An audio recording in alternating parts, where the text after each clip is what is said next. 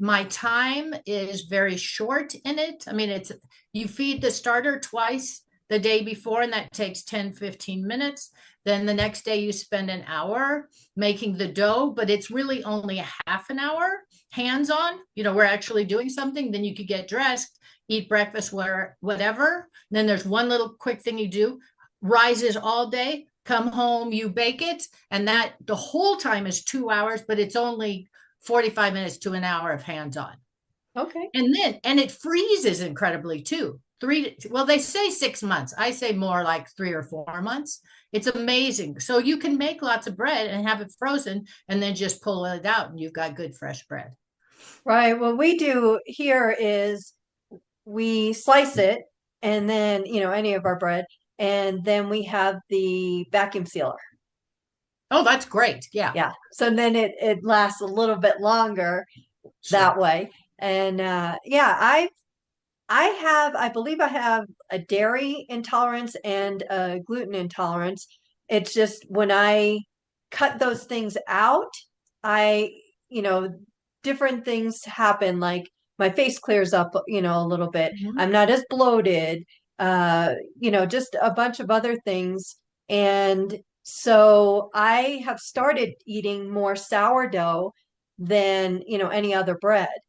And I have noticed because my husband does the shopping and I just hate shopping, and it's just like he's okay with it. So he'll, on his way back from work, since I work from home, he'll stop and get, things. And he brought home this sourdough. It was a take and bake kind of, but it was already, it was shelf stable. I mean, it wasn't even in the freezer department. And Uh-huh. and he's like, it's sourdough. And I'm like, okay. And I looked at the ingredients and I didn't see anything about prebiotics, probiotics, or a starter. And I'm like, Yeah, what, how is this sourdough? yeah. And so I didn't want to, say anything to him other than, what, maybe we'll skip this one in the future. But that's one of the things that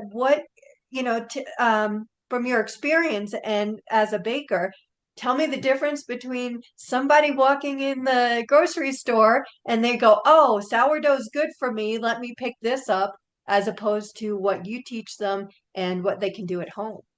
Well, like you said, and it really makes me mad that there are sourdough breads in the grocery store that if you look at the ingredients, you could tell that they're not sourdough. And even if they were, you still don't know how long they fermented the Right. dough. Okay. I would totally recommend bakeries here that just sell sourdough. That's different. But going in a store is a little scarier. It some people some people think that if they're gluten intolerant and then they have sourdough and there's no problem because it doesn't affect their stomach and other things, and that's not always true. It Right. just a lot of the time it's true. Then they can eat tons of it. Well, they Right. may not be able to eat tons, but they can eat some, just like the diabetic should not be having a quarter of a loaf of bread now that he Right. finds out that it's a low glycemic food. Right. um so like you have to take that with a grain of salt. That's yeah, I just like the fact that the bread only has 4 ingredients, and that includes the starter, which is flour and water, so you could almost say it has 3 ingredients, and Right. that's it. And it's the bacteria in the air and the lactobacillus that's in the starter that makes it healthy and then does all those amazing things. But you do have to be really careful. You can't just buy sourdough bread and say this is going to be good for me.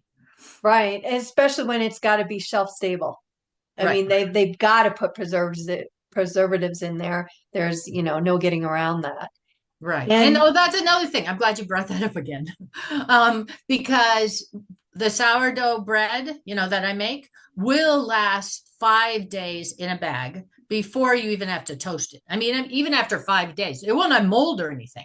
right, After 5 days, you can then toast it. It's still great, but it lasts a lot longer because of that bacteria again, which is good for you. right. So I usually wrap it up and put it in the toaster oven and just warm it up so it comes out as if it's fresh. Right. Yes, you could do that. That's what's good about the frozen thing too, if you want to do that as Yeah. well. Yeah. And sourdough bread making is really a way to make different breads or anything that's bread based. I mean, you can make pasta. I've made croissants, um, pizza, and I teach mostly, not all these classes, soft pretzels. In the kids, one of the kids' classes are sourdough Pop Tarts. Anything that is, flour based can be sourdough. We only have had um, the gluten, more of the gluten bread with the baker's yeast or commercial yeast for 150 years. Oh, oh, okay. Before that, and of course there was no internet, but Right. 8,000 years ago, but they think that somebody about 8,000 years ago just left out flour and water in a warm environment and came back. It smelled really good. It was twice the size, bubbly. And they said, let's throw it in the bread. And then all of a sudden now bread